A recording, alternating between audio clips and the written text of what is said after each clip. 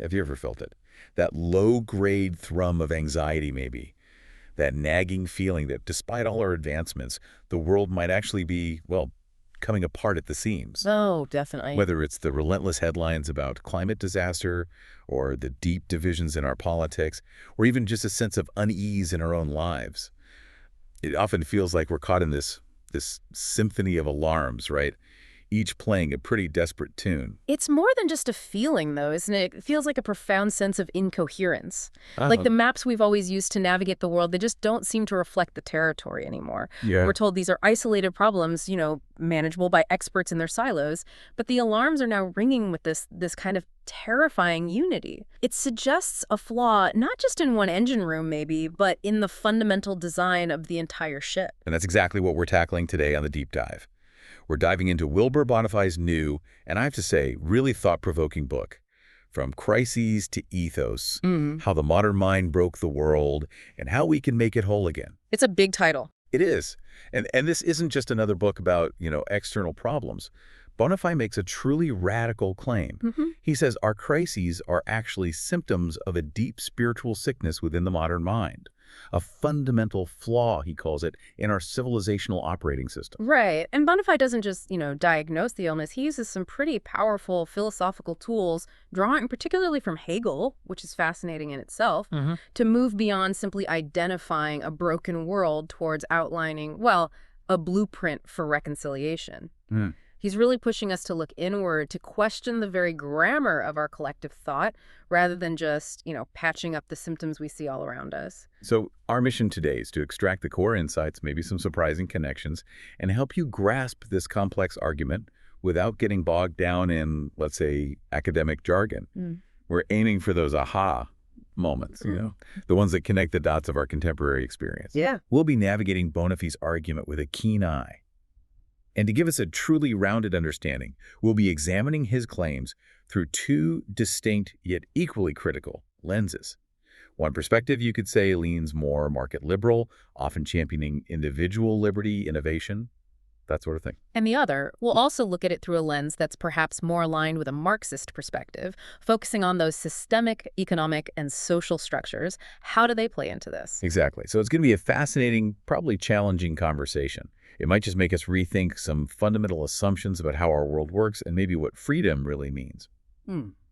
Okay, so let's start this deep dive by grappling with a question I think many of us secretly ask. Are our global crises, climate change, political turmoil, economic instability, are they really separate problems?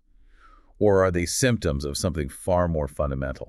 Bonifay kicks things off by asking us to look at this symphony of alarms, the constant barrage of emergencies that seem to define our age. Right.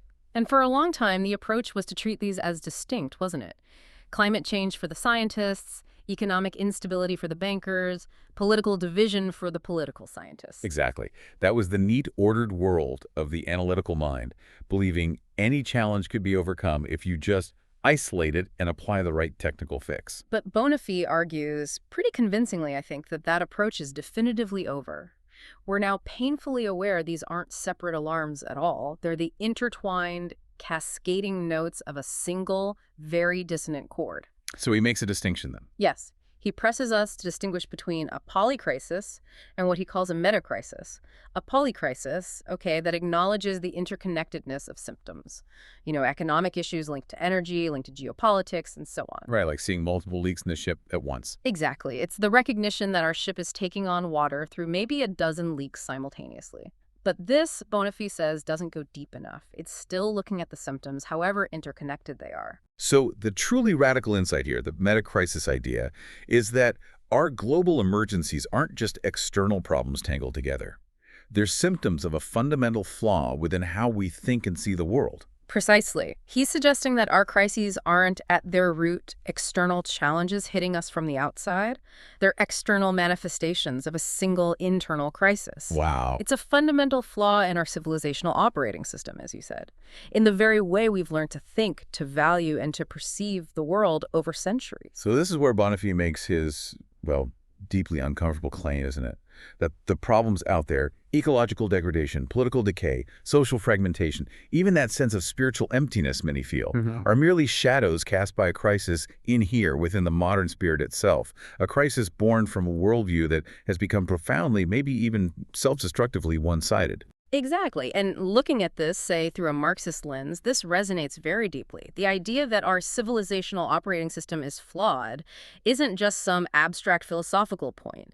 It directly points to the inherent contradictions within our dominant economic and social structures, specifically capitalism. How so? Well, the argument would be that the fundamental drive for endless accumulation, the commodification of almost everything, nature, labor, relationships, inevitably leads to these cascading crises. They aren't accidents, they are systemic outcomes baked into the logic of the system itself. Okay, I can definitely see how that perspective unifies a lot of disparate problems under one structural cause. But doesn't this view risk, maybe, dismissing the tremendous benefits and the very real problem-solving capacities that market-driven societies have fostered? That's a fair challenge. I mean, our current mode of thought, as Bonifay puts it, it also enabled unprecedented innovation, lifted billions out of poverty, led to incredible technological and medical marvels. To just label this whole system as, poison seems to overlook the immense benefits and the problem-solving capacities that, for all their flaws, market-driven societies have actually delivered. We've seen incredible adaptations and solutions emerge from this system, too. Bonifay would likely argue, though, that the solutions we typically devise are still products of the very same mode of thought that generated the crises in the first place. It's his warning about applying more of the poison, hoping it will eventually become the cure. Right. It's a powerful critique, I think, of purely technical fixes or market-based solutions that don't question the underlying assumptions. It suggests that if we don't address the fundamental flaw in our consciousness and our way of seeing, we'll just remain trapped in a kind of self-perpetuating loop. And this is precisely why, from that Marxist viewpoint again, any attempt to resolve these crises without fundamentally altering the underlying economic logic, the pursuit of profit above almost all else, is ultimately seen as doomed to fail. The argument is we need a new consciousness, one that doesn't just manage the existing system more efficiently, but radically reevaluates its very purpose. That's a very challenging thought. Okay, so to help us understand this deeper crisis, this meta-crisis, Bonifay points to what he calls the canaries in the coal mine. He talks about a remarkable convergence of contemporary thinkers. Who are these thinkers, and why does their convergence matter so much to his argument? He highlights three key figures. Ian McGilchrist, who's a psychiatrist and philosopher known for his work on the divided brain. Ah, yes, the left brain, right brain work. Exactly. Then there's John Vervaeke, a cognitive scientist focusing on the meaning crisis, and Daniel Schmachtenberger, a systems thinker looking at existential risk. Different fields. Very different fields.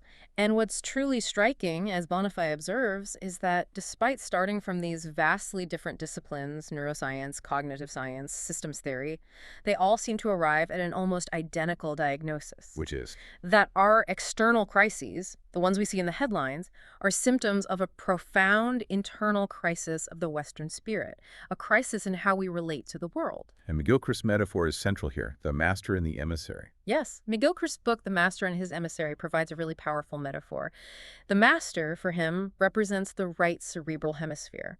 It's the part that grasps the world as a living, interconnected whole. It's the source of intuition, empathy, context, our appreciation for the implicit, even the sacred. Okay, the holistic view. Right, and the emissary is the left hemisphere. It's the brilliant servant, focused, analytical. It dissects the world into manageable parts, creates abstract models, categories, tools for control.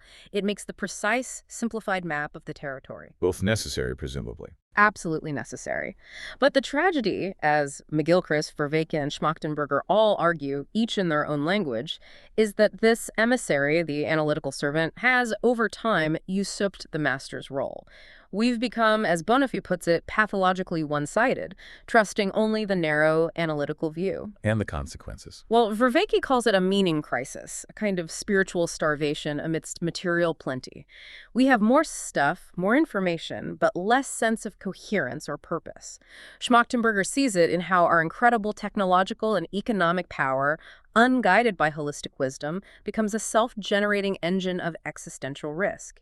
We get better and better at doing things without asking why we're doing them or considering the whole system. So if we accept this diagnosis, a deeply flawed operating system, a one-sided way of being, the emissary running the show, Bonify, then turns to the architect of the labyrinth.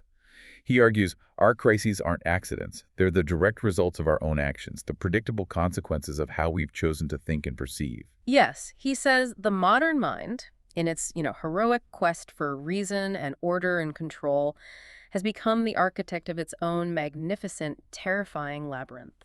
Explain that metaphor a bit more, the labyrinth. He describes it as a structure of seemingly perfect, rational design. It was built by the analytical mind, the emissary, specifically for control, for managing complexity.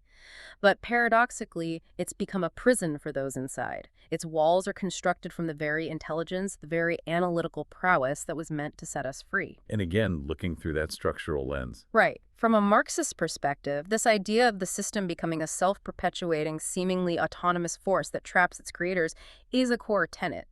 Think about critiques of alienation under capitalism, where human labor creates a world, the market, the factory system, that then stands over and against the worker, dictating their lives.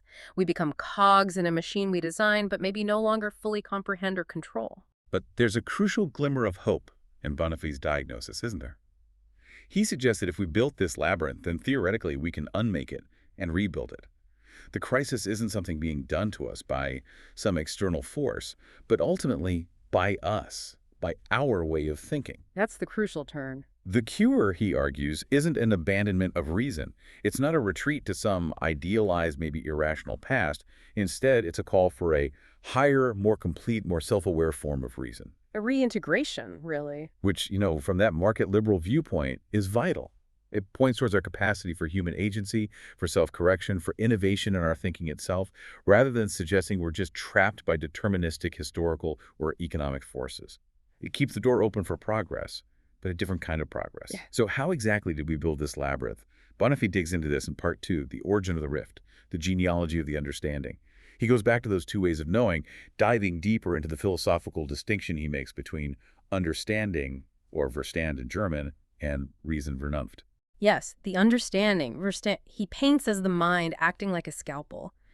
It dissects reality into component parts. It's narrow, focused, instrumental.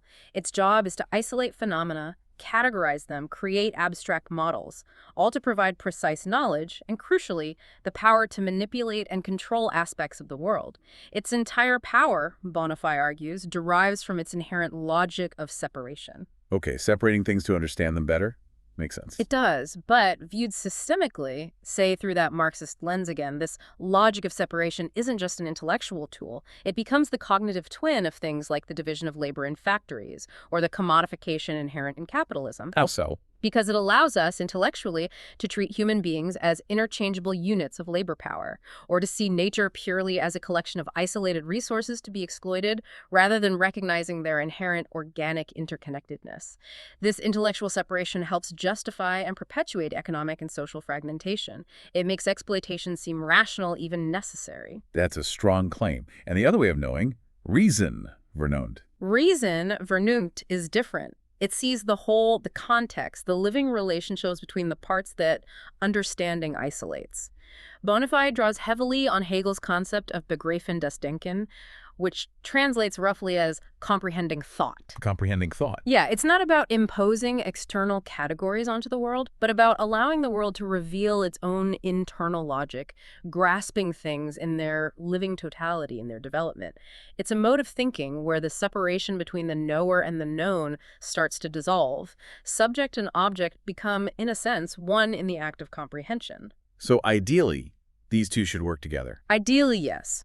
Bonifay uses the analogy of a conductor that's reason, seeing the whole score, guiding the performance in the orchestra with its brilliant individual sections and players. That's the understanding, mastering the details, executing precisely. Both are absolutely necessary for good music. But the tragedy, Bonifay states quite starkly, is that the modern world has become pathologically one-winged. We've come to trust only the understanding, the analytical, dissecting mind. And this imbalance, he argues, leads directly to a cacophony of universal egoism, where every part pursues its own logic without reference to the whole. A cacophony of universal egoism. That's quite a phrase. It is, and it's a profound critique of modernity's cognitive bias. This isn't just about how individuals think. Bonafide suggests it reflects the systemic priorities of a society that fundamentally values analytical, instrumental efficiency, what works, what delivers results quickly above holistic contextual wisdom, which is often slower, more complex, harder to quantify. And you'd argue that our current economic system reinforces that bias. Well, consider a system driven primarily by market competition. The narrow, calculative, often self-interested focus of the Felsch. Understanding how to maximize profit, gain market share, optimize efficiency and isolation is inherently rewarded. This naturally amplifies that cacophony of universal egoism Bonafide identifies. The emissary gets all the promotions, so to speak. Right. But we absolutely have to acknowledge the sheer power and the successes of this one-winged approach, as you called it. In The Triumph of the Analytical Mind, Bonafide himself traces this historical narrative. He goes back to the 16th and 17th centuries, figures like Galileo, Descartes, Newton. The scientific revolution. Exactly. Their methodological decision, revolutionary at the time, to focus almost exclusively on what could be measured, quantified, expressed mathematically. That was the birth of modern science. Bonafide calls it an unparalleled victory for the analytical mind. The world, in a way, ceased to be seen as a living organism, full of purposes and qualities, and became understandable as a magnificent, predictable clockwork. And it's undeniable that this analytical approach yielded immense power, unprecedented control over nature, technological breakthroughs, but Bonafide stresses it came at a significant cost. He describes a kind of fatal amnesia setting in. Right. Yeah, the emissary, the analytical mind, flushed with its success, began to forget that there had ever been a master, a broader context, a holistic view. The tool essentially became a tyrant. It started dictating the terms of reality itself. Okay, but again, applying that structural critique. Yes, from a Marxist viewpoint, this historical narrative isn't just about ideas. It directly illustrates how the scientific and philosophical tools developed during this period were deeply intertwined with the rise of industrial capitalism. Reconceiving nature as a machine, or human labor as a quantifiable commodity, man-hours, wasn't just an intellectual breakthrough. These ideas were foundational for the efficient extraction of resources and the organization of mass production necessary for capital accumulation. So the unparalleled victory of the analytical mind became, in practice, the triumph of a specific mode of production that systematically disenchants and objectifies the world for profit. Okay, but I think it's crucial, absolutely crucial, to acknowledge the magnificent and unparalleled achievements Bonafide himself credits to this mode of thought.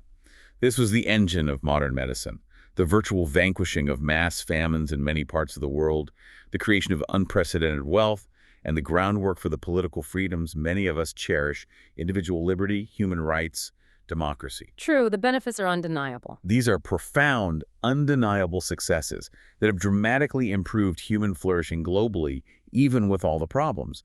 So the issue, maybe from that market liberal perspective, isn't necessarily the analytical mind itself, but perhaps its unilateral dominance. It's a lack of sufficient ethical or holistic guidance.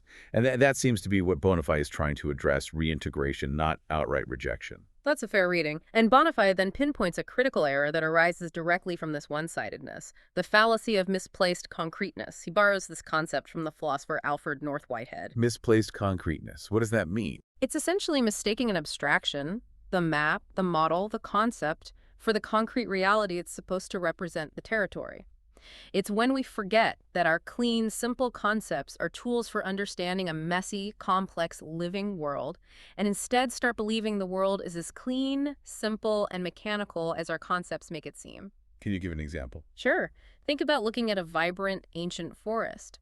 The analytical mind might create a spreadsheet listing timber resources, calculating board feet and market value. Misplaced concreteness occurs when we start seeing the forest only as that spreadsheet, completely forgetting it's also a living ecosystem, a home for countless species, a source of beauty and wonder, with intrinsic value far beyond its commodity price. The abstraction replaces the reality. And we see this everywhere, don't we? In medicine, maybe treating a suffering patient primarily as a collection of symptoms and biomarkers, sometimes forgetting the whole person. Exactly. Or in education, focusing so much on standardized tests and data points that we forget the goal is to help a unique, developing spirit flourish, not just fill a vessel with information. It creates, as Bonafide says, a kind of ghost world of statistics, models, profiles. A world of bare facts, stripped of all value, purpose, and significance. A world where, paradoxically, everything is known in a technical sense, but maybe nothing is truly understood in a deeper, holistic sense. And this leads directly, Bonafé argues, to the unseen connections, the revenge of the whole. The connections that our narrow analytical worldview ignores or dismisses, they don't just cease to exist. They tend to fester beneath the surface and eventually return as unintended, often catastrophic, consequences. The Metacrisis is the revenge. Exactly. The Metacrisis is the revenge of these unseen connections. Think about the factory emitting smoke. From a narrow, purely economic perspective focused on the factory's balance sheet, that pollution won't be labeled an externality. It's a cost imposed on society or the environment, conveniently pushed outside the economic calculation. The atmosphere is treated as a free dumping ground. But the smoke, the carbon dioxide, enters a real interconnected ecosystem. The atmosphere isn't an abstract dumping ground, it's a complex system. And the cumulative effect of millions of these externalities returns decades later as the global climate crisis. The connection we ignored comes back to bite us. Or the example of individual depression. Right. Treated often as a private malfunction, maybe just a chemical imbalance in the brain, requiring a pharmaceutical fix. This ignores the potential systemic factors, the decay of community, the loss of meaningful work, the constant pressure of consumer culture, social isolation, all those unseen connections that contribute to widespread mental distress. Bonafé states it powerfully. The world is being broken by the very logic we have used to understand it. That's a really sobering thought. And this whole process, this gradual dominance of the analytical, culminates in what Bonafé calls the emissary's coup, how the servant became the master. Yeah, he describes it not as some dramatic, violent overthrow, but as a silent, gradual, and largely unconscious process, more like a slow, creeping amnesia. How did it happen? The analytical mind's methods, quantification, objectification, logical analysis, proved so successful in certain domains, like physics and engineering, that they gradually became seen as the only legitimate way to knowledge, the universal template for all knowledge. And other ways of knowing. Intuition, holistic insight. Dismissed. Downgraded, labeled as mere intuition, subjective feeling, unscientific, even meaningless. This wasn't just a methodological preference. Bonafé calls it a profound metaphysical reversal. The tool we use to analyze part of the world declared itself the measure of the whole. The map didn't just represent the territory, it effectively became the only recognized territory. The servant stopped reporting to the master because it no longer believed the master even existed. Wow. And the result of this coup? Where do we live now, according to Bonafé? We live, he says, in the emissary's kingdom, and it's a realm of undeniable, unprecedented power, order, and efficiency. Think of the modern metropolis, the global financial market, the precision of modern science and technology. It's a monument to the human capacity for control. But there's a shadow side. A deep shadow side. Beneath this glittering surface, Bonafé argues, lies a profound spiritual poverty. A world, he says, of means without ends, of power without wisdom, of knowledge without understanding. Citizens in this kingdom often feel profoundly alienated, like strangers in a world ostensibly built by their own intellect. How does that alienation manifest? Think about the forces that shape our lives. The invisible hand of the market, impersonal bureaucratic systems, increasingly opaque algorithms deciding loans, news feeds, even job prospects. These are products of our own ingenuity, yet they often feel like foreign, often hostile power, as Bonafé puts it. They operate according to a logic we didn't necessarily choose and don't fully control. That resonates with the Marxist critique of alienation again, doesn't it? Where the products of human labor, capital, commodities, the market itself, become an alien force dominating the producers. Very much so. And the ultimate paradox Bonafé points to is that the relentless pursuit of rational control over parts of the system has led to the increasing irrationality of the whole. We optimize supply chains, but fuel ecological collapse. We connect globally online, but feel more isolated locally. Rational control of the parts leads somehow to the system as a whole careening out of control. And the psychological state of living in this kingdom. Bonafé uses strong language here. He talks about a kind of low-grade schizophrenia and unacknowledged civil war within the soul, between the part of us that intuits the whole and the part that operates purely on analytical calculation. And this internal split, this kingdom of the emissary, shapes our very sense of self. Yes, that's the next step. The birth of the abstract self. Bonafé credits René Descartes, the famous I think, therefore I am philosopher, with making the great turn inward. Locating certainty not in the world or in God, but in the individual's internal consciousness, in the act of thinking itself. Which was a huge philosophical shift. Huge. A profound act of self-grounding for the modern individual. But Bonifay argues it also initiated a profound tragic separation. The I, the thinking self, res cogitans, became radically separate from the body, res extensa, just extended stuff, and from the external world, which was now increasingly viewed as a soulless, value-free mechanism. The ghost in the machine. Exactly. That's the unhealed wound. Bonfy suggests the great modern dualism that fractured the previously more unified experience of being a living, breathing, feeling body embedded in a meaningful, animated world. We became minds piloting bodies through a dead universe. And this Cartesian split directly fuels what he calls the disenchantment of the world. Precisely. The new science, following this split, systematically set aside lived experience, the vibrant colors, sounds, purposes, meanings we actually encounter, in favor of what could be measured and quantified. It performed a great sorting operation. Primary versus secondary qualities. Yes. Primary qualities, things like size, shape, mass, motion, things you can measure, were deemed real, objective properties of the world itself. Secondary qualities, color, sound, taste, smell, warmth, beauty, purpose, were relegated to the subjective mind. They became subjective illusions, projections of our consciousness onto a fundamentally gray, mechanical reality. The consequences of that sorting. Immense, according to Bonifay. The world out there was rendered cold, purposeless, value-free, just matter and motion governed by mathematical laws. All the richness, all the quality, all the meaning was relocated inside the human mind, making it the lonely repository for everything exiled from the physical universe. He stresses this wasn't a scientific discovery about the world's true nature, but a methodological decision. A decision to trade a meaningful world for a controllable one. A controllable but ultimately empty world, which then shapes our political thinking, leading to the self as a sovereign atom. That's the next link.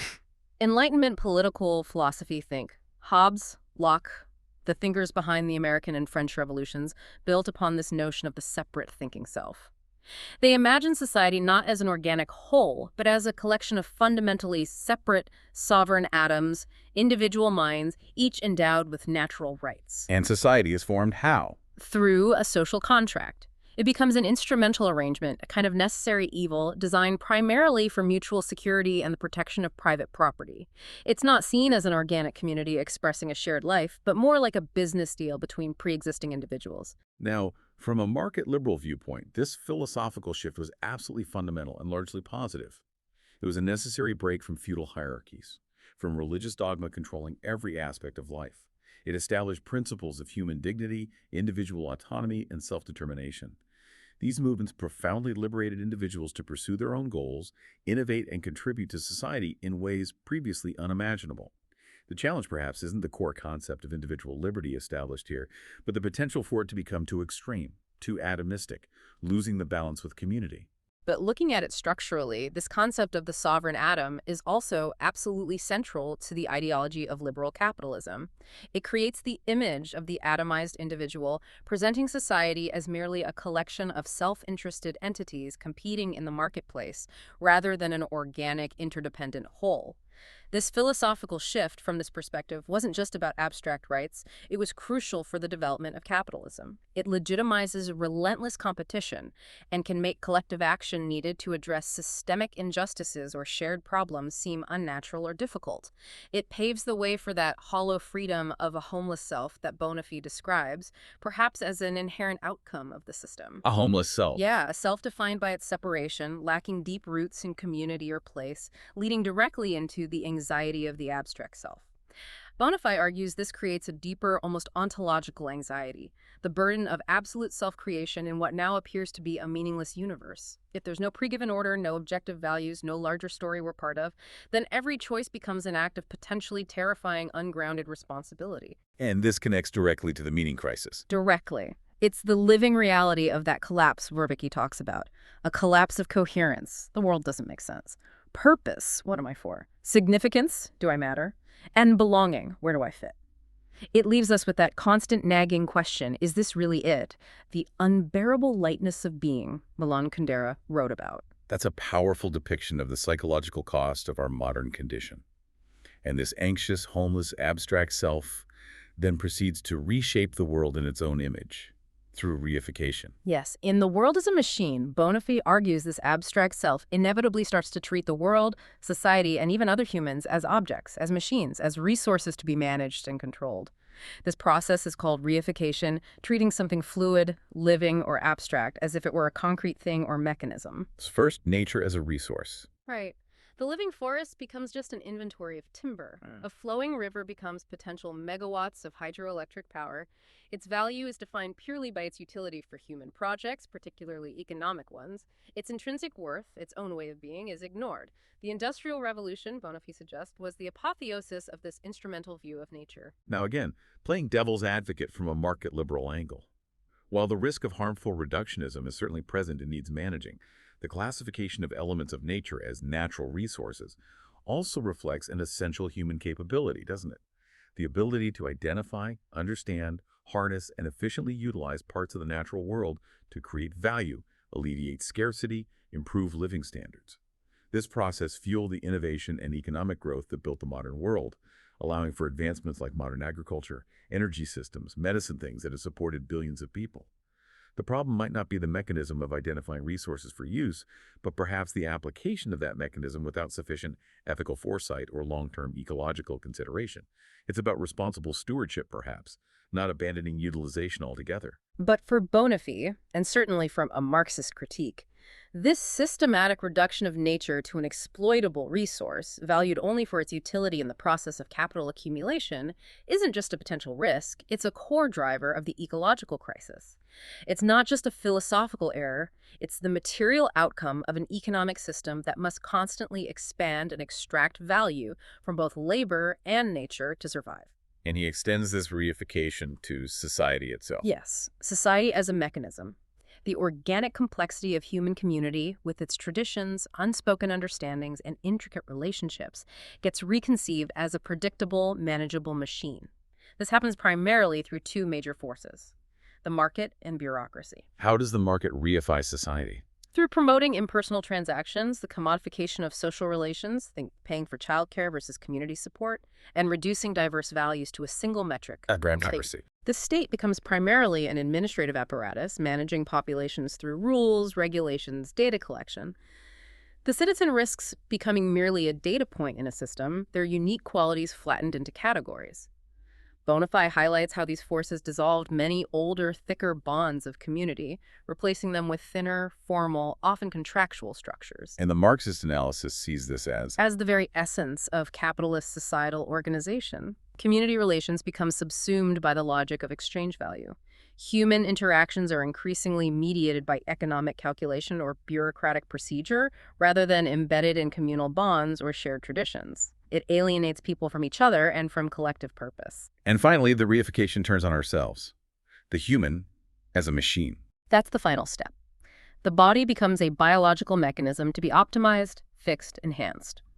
Labor becomes just quantifiable output, measured in efficiency. Think Frederick Taylor's scientific management, breaking down tasks into timed mechanical motions. And even the mind becomes conceived as a kind of cerebral machine, a biological computer with consciousness reducible to neural activity. The soul, the spirit, the integrated self, it kind of evaporates, leaving, as Bonafé puts it, a perfectly analyzed, perfectly explained, and perfectly empty mechanism. Wow. A stark portrayal of the ultimate consequence of this objectifying gaze. And this culminates in the triumph of reification and the paradox of modern freedom. Bonafé summarizes. We end up living in a reified world where living reality has been largely replaced by its abstract representation, the triumph of the map over the territory, the consequences. Spiritual hollowness, increasingly meaningless relationships, and crucially the machine itself, this reified system running blindly towards catastrophic breakdown, which is the Metacrisis. And then he tackles freedom directly. Freedom is infinite choice. Yes, the dominant modern conception of freedom, the absence of external constraints, plus the presence of infinite options. The supermarket, or maybe the internet, as its temple. Choose your lifestyle, your identity, your products. But he sees a dark underside to this. He asks a provocative question.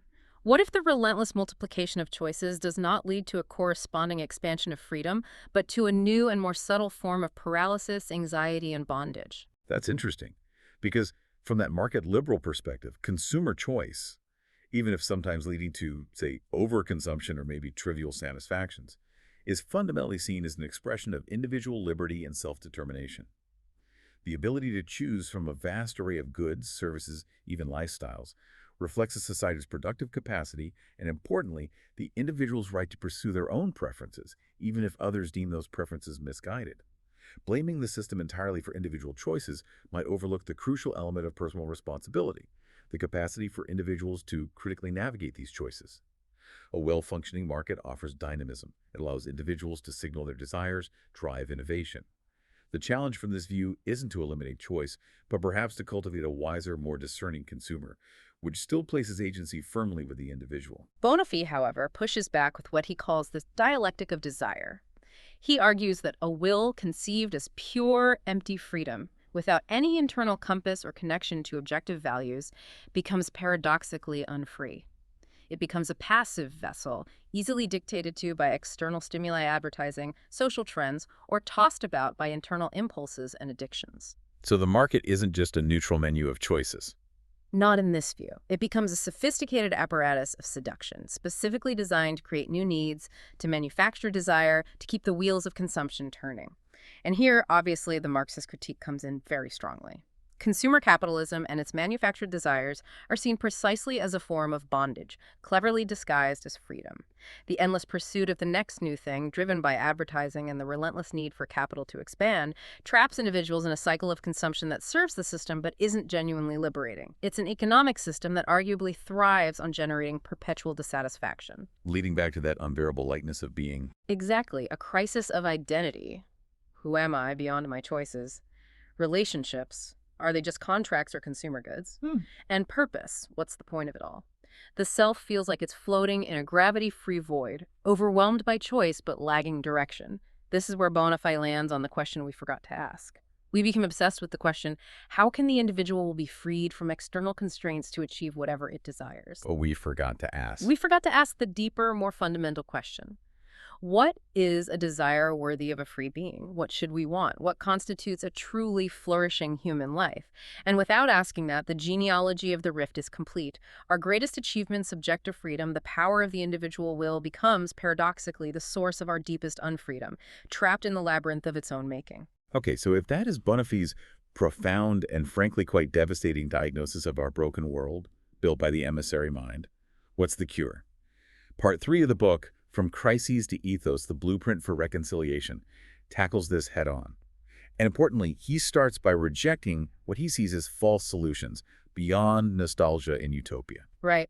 Nostalgia, he says, is a non-starter. It's this romantic, often dangerous illusion of trying to retreat to some idealized, pre-rational past.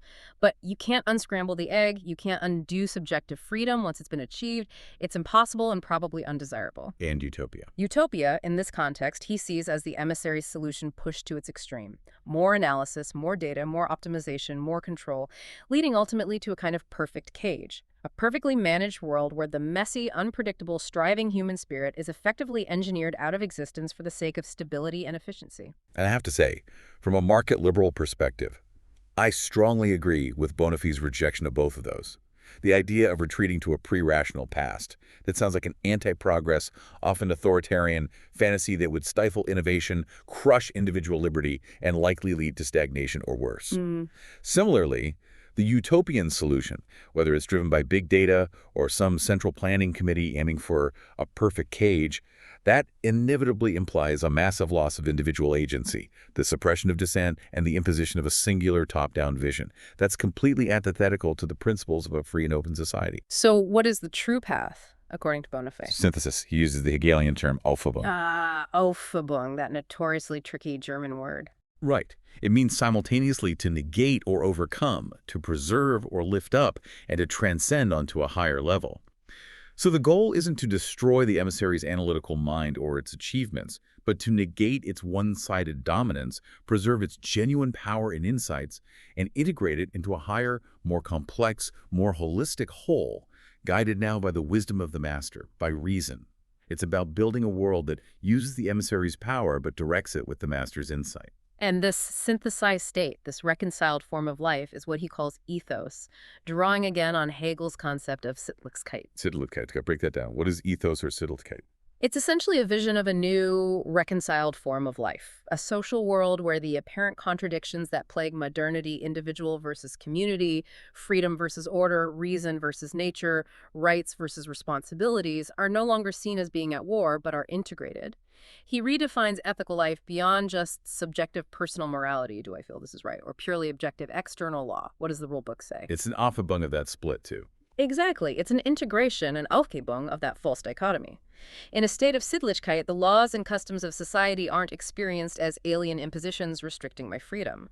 Instead, they are felt and understood as the objective expression of my own true, rational will, the very conditions for my genuine freedom. He uses an analogy for this. A very powerful one, the language analogy. Think about grammar. Grammar is an objective system of rules, seemingly restrictive. But does mastering grammar restrict your ability to speak freely? No, quite the opposite. It enables it. Precisely. Mastering the objective system, grammar, is what enables genuine subjective expression, fluent, creative speech. Freedom isn't the absence of rules, it's found in mastering the necessary rational order of the system you're participating in. Sittlichkeit is like the grammar of a flourishing social life. So it's about cultivating what he calls second nature. Yes. The institutions, customs, shared understandings, ethical norms of the society become so deeply internalized through upbringing, education, and participation that they feel like second nature. They aren't things you constantly fight against. They are the water you swim in, the air you breathe, the very substance of your identity. And this ethos, this Sittlichkeit, realizes what he calls the concrete universal. What does that mean? Okay, he contrasts the abstract universal of the analytical mind, the understanding Verstand, with the concrete universal of reason, Vernunft. The abstract universal is an empty concept, like the general category tree, which ignores all the specific features of this particular oak or that specific maple. It achieves universality by stripping away particularity. Right. The concrete universal, on the other hand, is like a living organism. The organism is the living unity of all its particular organs, heart, lungs, brain. The universal of the organism's life isn't separate from the particulars, the organs. It exists in and through them. Each part embodies the whole. So ethos is a concrete universal because... Because it's conceived as a living social whole, where the universal spirit or rational principle of the community is actually present and alive in its particular spheres, family, economy, state, and in the lives of its individual members. It's a way of structuring society so that freedom, individual particularity, and belonging, participation in the universal whole, are reconciled, mutually reinforcing rather than antagonistic. He uses the orchestra example again here. Yes, the skilled musician playing in an orchestra. Their individual skill, particularity, isn't suppressed. It finds its highest expression and contributes to a richer whole, the universal performance, precisely by integrating itself consciously within the shared structure of the music. True individuality isn't found in isolation, but in conscious, active participation within the whole. Okay, so how is this ethos structured? Bonify outlines the three spheres of belonging. Right, drawing again from Hegel, but reinterpreting them for our time. He emphasizes they are not separate boxes, but distinct yet organically interwoven, interdependent organs of the social body. First sphere. The new family. The sphere of immediate trust.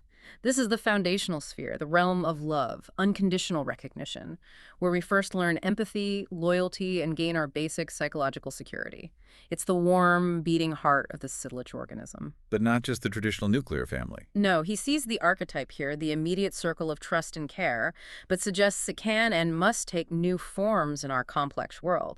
Deep friendships, intentional communities, revitalized local neighborhoods, truly shared public spaces, places where the abstract I learns to become part of a concrete we. These are the schools of the heart, and this foundational trust is absolutely essential for any healthy society or collective flourishing. Makes sense. The second sphere. The new civil society, an economy for life. Now, this is where things get really interesting and potentially contentious.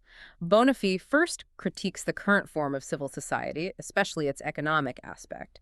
Drawing on Hegel, who saw it as the system of needs, but also, more critically, as a potential battlefield of universal egoism, Bonifay argues that our current market society often embodies the logic of the emissary run wild. How so? He points to the reification of labor, nature, social relations into commodities, and crucially, he argues it's driven by what he calls a bad infinity. Bad infinity. Yeah, a relentless, purely quantitative drive for more profit, more growth, more market share, without any inherent limit or guiding purpose beyond its own expansion. It's the logic of MCM money turning into commodities only to make more money in an ever-expanding, potentially unsustainable cycle. He says, an economy driven by such a logic is like a cancer cell. Its own perfect, efficient functioning is what destroys the larger, living organism on which it depends. That's a very stark image. Yeah. And this connects directly to the Metacrisis. Directly. This bad infinity is seen as a primary engine of the Metacrisis, driving ecological overshoot, social inequality, and spiritual emptiness. Now, this critique of civil society as a system of needs, potentially becoming a battlefield of egoism, driven by a bad infinity of capital accumulation, this resonates very profoundly with Marxist analysis, doesn't it? Absolutely. Marx took Hegel's analysis of civil society and radicalized it, arguing that this inherent egoism and the constant drive for expansion weren't just potential problems, but the fundamental, inescapable logic of capitalism. This logic, Marx argued, inevitably leads to exploitation, alienation, periodic crises, and ecological devastation. From this perspective, Bonafé's bad infinity is just another name for the relentless drive of capital accumulation, which prioritizes abstract value expansion over concrete human needs and ecological limits. The system itself is seen as fundamentally flawed, perpetuating crisis because its core purpose is profit, not flourishing. So what's Bonafé's proposed transformation, an economy for life? He calls for a fundamental shift in purpose, moving away from that bad infinity, MCM, towards what could be called a true infinity, a more cyclical, qualitative, self-sustaining flourishing of the whole social and ecological organism. The purpose of the economy shouldn't be endless growth for its own sake, but serving genuine human needs, fostering human flourishing, ensuring long-term ecological sustainability. Profit and growth become subordinate means to these ends, not the ultimate ends themselves. And how does this change work or value? Work should be reimagined not just as selling labor power for a wage, but as a sphere of meaningful existence, dignity, contribution. He points towards models where workers are active participants, not just cogs, things like cooperatives, B Corps, forms of economic democracy. And the very definition of value needs to be expanded far beyond monetary price to include ecological health, social cohesion, cultural richness, human well-being. He mentions mediating institutions here, corporations. Yes, but he uses corporations in an older Hegelian sense, not just modern business corporations, but potentially self-governing associations, guilds, professional bodies, nonprofits, institutions that stand between the individual pursuit of self-interest in the market and the universal concerns of the state.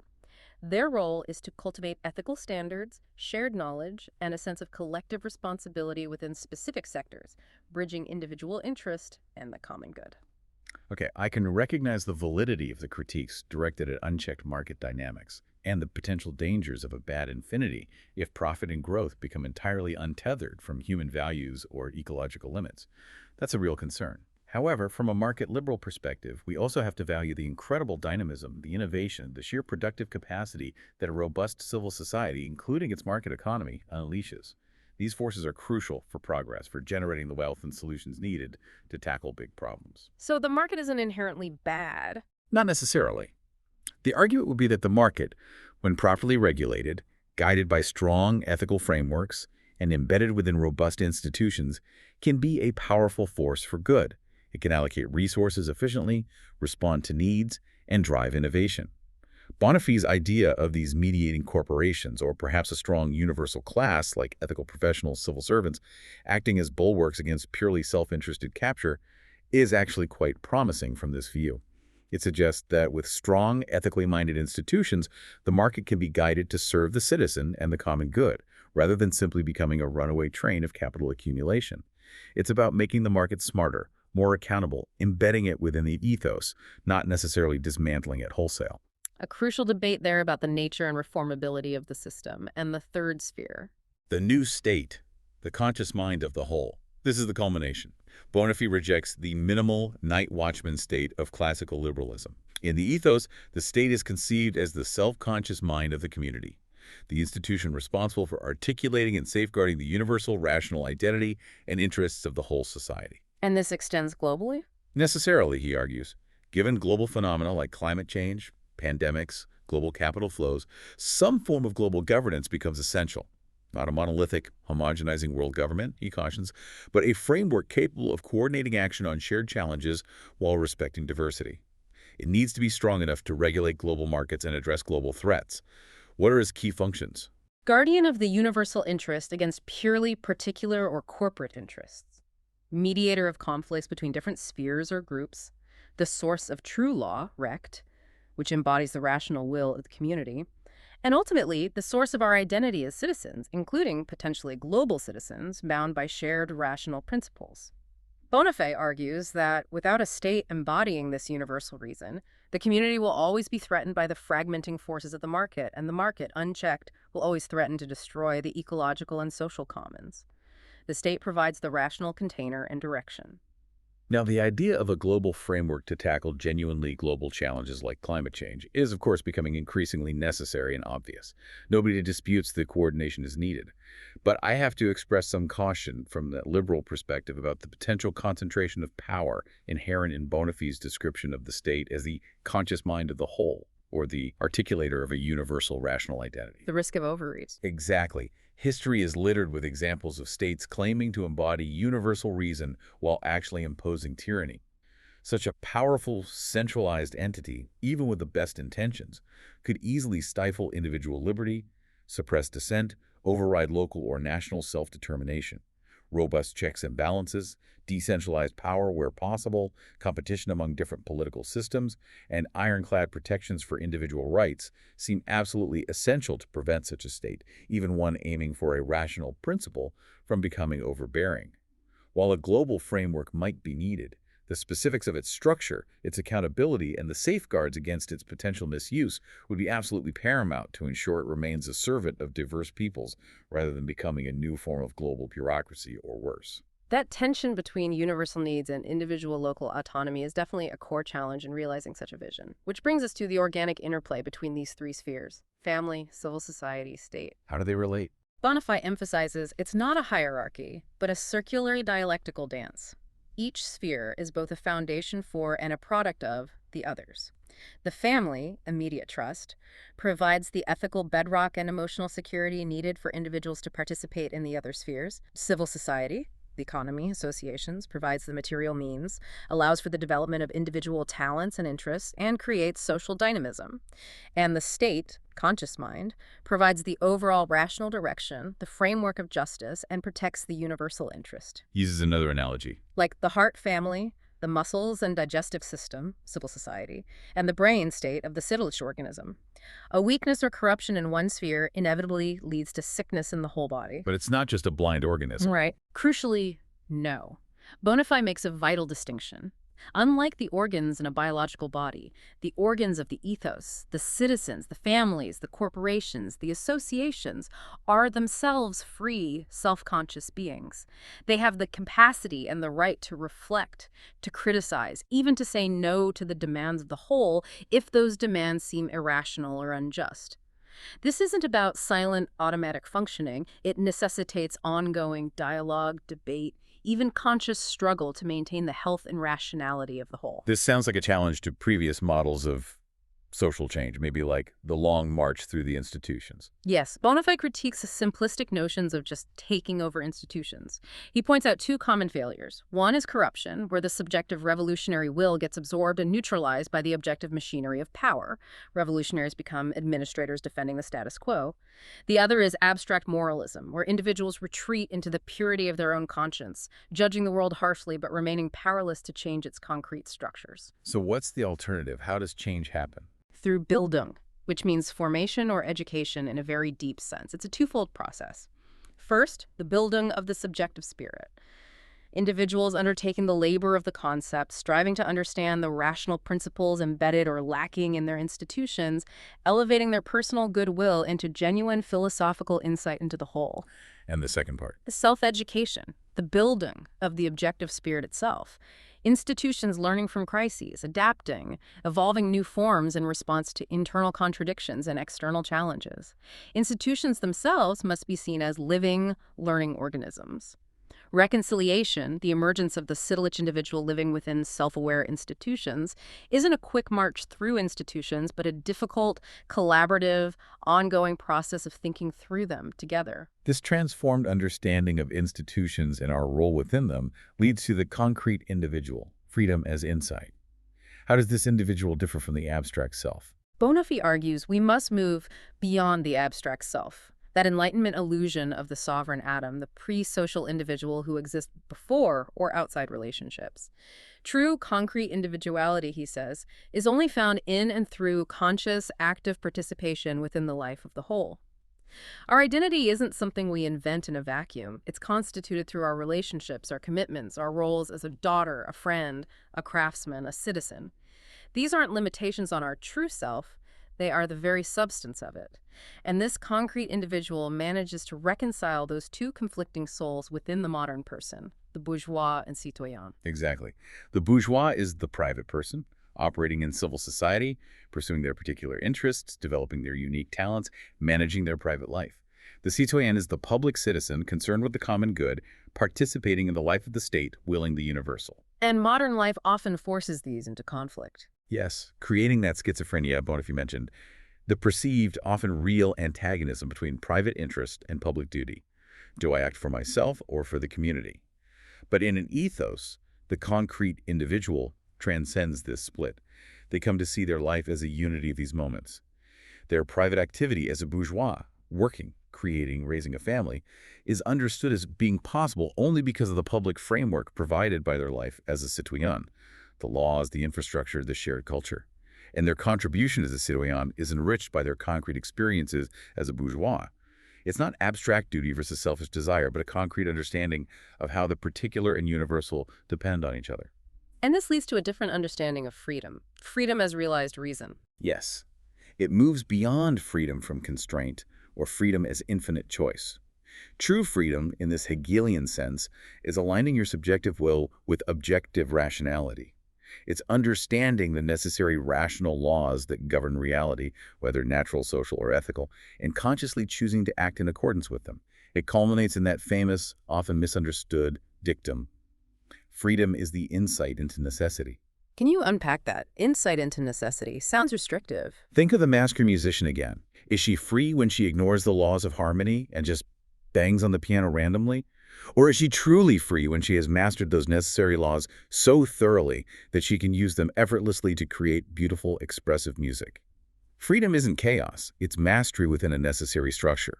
For the concrete individual in the ethos, freedom means their personal desires and actions naturally align with the universal good, not through coercion, but through deep insight and understanding of how the system works and their place within it. And the ultimate payoff for achieving this difficult synthesis, this ethos, what's the reward of freedom? It's not some external prize like more wealth or power. Bonafé argues the reward is immanent, internal to the process itself. It's the qualitative transformation of that life itself. It's the healing of the wounds of the abstract self, the overcoming of alienation. It's a return of meaning. How does meaning return through those pillars Vervaeke discussed? Exactly. Bonafé argues the ethos restores those missing pillars. Coherence. The world is experienced again as an intelligible, purposeful whole, not just random facts. Your own life becomes understandable as a meaningful arc within that larger story. Purpose. You find deep, inexhaustible purpose through conscious participation in the life of a rational community, contributing to something larger than yourself. Significance. You recognize your own unconditional worth as a necessary, unique moment in the life of the whole. Your finite actions partake in the infinite life of the spirit. Belonging. Alienation is overcome. You feel fundamentally at home in the world, recognizing its institutions and values not as alien impositions, but as expressions of your own deepest rational substance. That's a compelling vision. But does this belonging mean just conforming, losing critical distance? No, and this is absolutely crucial for Bonafé. He stresses critical freedom. This belonging is not silent, passive absorption. The concrete individual, precisely because they are rational and self-conscious, retains the absolute right and the Sittlich duty of subjectivity to question, challenge, and even actively oppose the community or the state when it betrays its own rational principles, when it becomes unjust or irrational. This critical capacity isn't a threat to the ethos. It's conceived as its essential immune system, keeping it healthy, alive, and self-correcting. That balance is key. And this integrated critical vision extends even to technology, the wisdom of the machine, technology as an organ of the spirit. Yes, he argues technology isn't inherently good or bad. It depends on the consciousness wielding it. He contrasts two faces of technology. First, the technology of the understanding, driven by the emissary's logic of pure power and control. He calls this the Promethean path. Think geoengineering conceived solely as planetary remote control, algorithmic high-frequency trading, optimizing profit extraction regardless of social cost, mass surveillance for total control, maybe even neuropharmaceuticals aimed solely at eliminating inconvenient emotions or dissent. The goal is perfect optimization, efficiency, predictability, potentially leading to that perfect cage for the messy, unpredictable human spirit. It promises to eliminate suffering, perhaps, but potentially at the cost of genuine freedom and authentic experience. And the alternative? The technology of reason, guided by the master's wisdom. He calls this the Minervan path, after Minerva Athena, goddess of wisdom. Here, technology is developed and deployed not primarily for control, but in the service of wisdom, insight, and comprehension. The goal isn't to dominate the world, but to make it more intelligible, more transparent, to help us understand the whole and our place within it. What might Minervan technology look like? He suggests things like sophisticated, dynamic ecosystem models that help us visualize and understand complex environmental interdependencies, digital platforms designed to facilitate deeper democratic deliberation, digital Athenian democracy, perhaps, maybe augmented reality systems that help re-enchant the world by revealing hidden layers of meaning or connection, rather than just overlaying ads. This vision of technology in service of wisdom, rather than just profit or power, is crucial. From that Marxist perspective, this resonates strongly with the call to reclaim technology from its current dominant role as primarily a tool for capital accumulation, surveillance, and control. The goal would be to reorient technological development towards collective flourishing, democratic participation, ecological regeneration, and genuine human connection. The fundamental problem isn't technology itself, but who controls it and for what purpose within the existing power structures. Bonafy's Minervan path points towards a democratized, ethically guided technology. And as a market liberal, I'd agree that technological innovation is a powerful engine of progress. And the Promethean capacity to solve complex problems, create efficiencies, and improve lives is undeniable and shouldn't be discarded. However, Bonafy's distinction is extremely valuable. We can champion technological advancement while insisting it be guided by Minervan principles. Using innovation to foster connection, transparency, ecological understanding, better governance that aligns perfectly with a progressive liberalism. Imagine transparent global supply chains powered by blockchain, AI dedicated to optimizing biosphere health, sophisticated platforms for global deliberation on shared challenges. This is about directing our entrepreneurial spirit and technological genius towards the common good, ensuring, as Bonafy says, the human remains the master and technology the faithful emissary. It offers an optimistic view that technology can be steered ethically, rather than inevitably leading us into a cage. Yes, Bonafy is adamant. The human remains the master. Technology, no matter how sophisticated or seemingly wise AI becomes, must forever remain the emissary. Minerva, the wisest technology, can make the world transparent to us, can reveal connections, can model consequences. But it cannot will the ultimate values. It cannot make the final judgment between competing goods, competing visions of the good life. That final act of judgment, Bonafy insists, is always spiritual, ethical, political, the inalienable function of the free, conscious human subject. Technology cannot make the fundamental choices for us, only illuminate the context of our choices. Which leads him to the ultimate sources of that wisdom, beyond technology, the wellsprings of the ethos, reclaiming beauty, awe, and wisdom. Right. He argues a rational ethos isn't just about logic and institutions. It needs nourishment from deeper sources. First, the re-enchantment of the world, art and beauty. He argues art isn't a trivial sidebar to life, but in Hegelian terms, the sensuous shining of the idea. It makes truth tangible, felt. It teaches holistic perception, fosters empathy by letting us inhabit other viewpoints, builds shared identity, and cultivates wonder. Then, the return of the sacred, awe in a secular age. Yes, and importantly, he doesn't necessarily mean a return to dogmatic religion, though he doesn't exclude it. He speaks of cultivating a capacity for awe, awe before the grandeur and mystery of nature, awe before the inherent dignity of the human person, awe before the depth and tragedy of history. This experience of awe, he suggests, naturally silences the ego, connects us to something larger, and births a profound ethics of reverence, care, and responsibility. And finally, philosophy itself. The examined life. Philosophy as a public practice. Again, not necessarily philosophy as a purely academic, specialized discipline locked away in universities. He means philosophy in its original Socratic sense. Collective self-examination, rational debate about the good life, critical self-reflection on our assumptions, the ongoing labor of the concept applied to our shared existence. Philosophy becomes the essential organ of collective self-awareness for the ethos. So it's about integrating these three. Exactly. The unity of the spirit. Living a life that is simultaneously beautiful, reverent, and rational. Cultivating all three capacities, aesthetic sensitivity, ethical reverence, and philosophical insight, is what allows individuals and communities within the ethos to act with courage, resilience, wisdom, and purpose. So as we draw towards the end of Bonifay's argument and our deep dive today, he leaves us in part 4 with an unfinished symphony, living in the age of responsibility. And the first crucial point here is, ethos is not utopia, the permanence of contradiction. Yes, he explicitly rejects any utopian dream of a final, frictionless, perfectly harmonious state.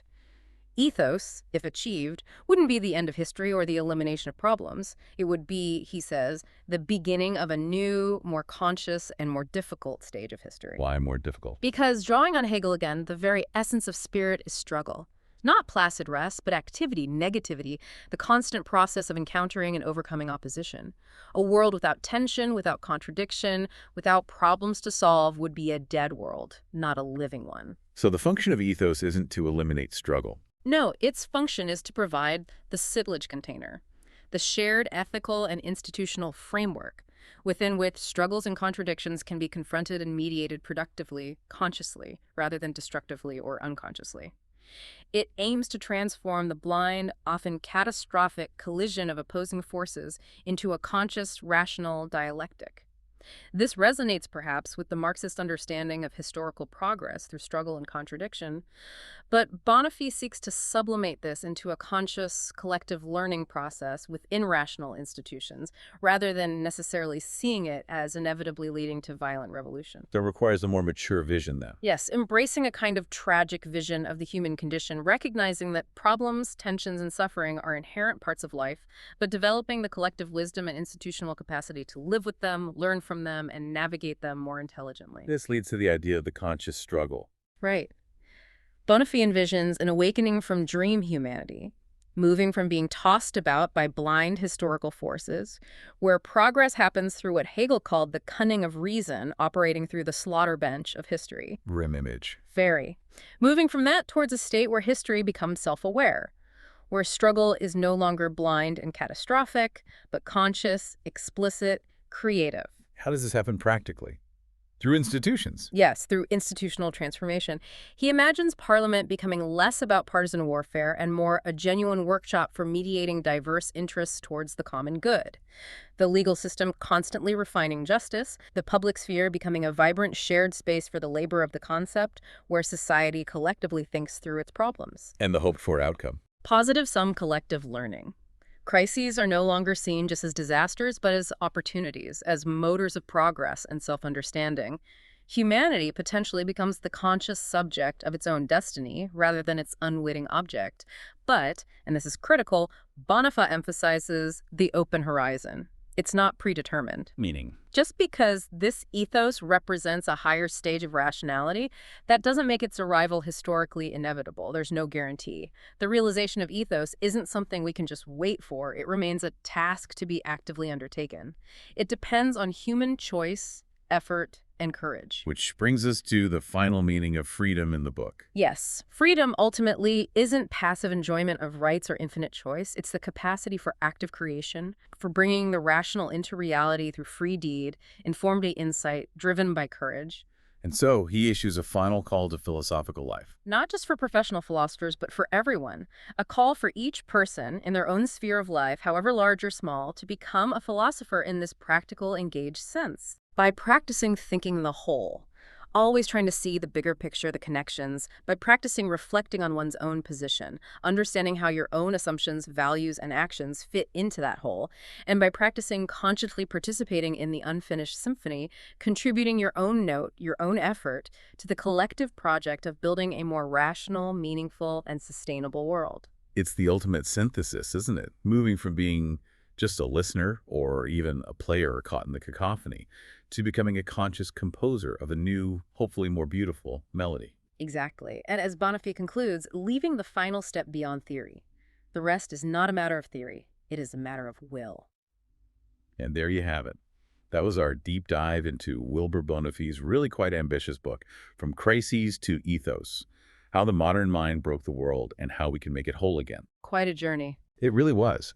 We've journeyed from that bewildering external cacophony of the Metacrisis, all those interconnected global problems, to the silent internal desolation of the meaning crisis, tracing their sheer origins back to the one-sided triumph of the analytical mind, the emissary running rampant. And then we explored Bonafide's, I think, quite inspiring vision for an integrated ethos, a potential blueprint, at least, for reconciling the individual and the community, power and wisdom, fact and value, humanity and nature within a living, rational, ethical order. His core argument that the meta-crisis out there and the meaning crisis in here are simply two sides of the same coin, the objective and subjective faces of a single, unified spiritual event in modern history that's profoundly resonant, I think. It connects so many dots. It is a powerful and, let's be honest, deeply challenging call to action. Bonafide argues pretty compellingly that the key to unlocking the labyrinth we've inadvertently built for ourselves is already within us.